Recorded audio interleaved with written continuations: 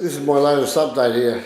As you can see here, my first ghost box, I've added a self-powered LED voltage monitor.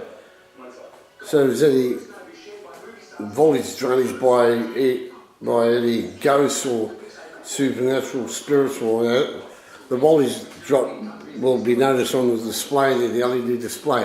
I've got one on the other ghost radio, and here's the new speaker grill cover.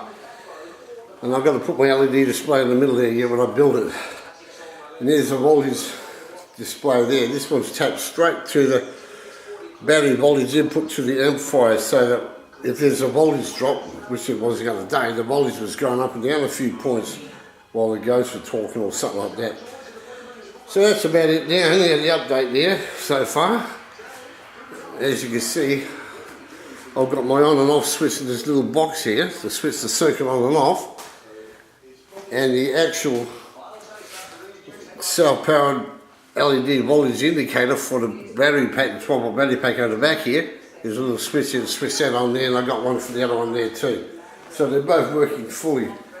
Now as soon as I get my second spirit radio, which is on its way here, I'll be able to fire both of these up, one on AM and one on FM scan. That way I'll be able to pick up voices from two bands at once, and I'll be able to see if they're talking to each other or whatever. But anyhow, that's my latest update anyhow. As you can see where I removed the wooden frame here, and I put the speaker grill cover there.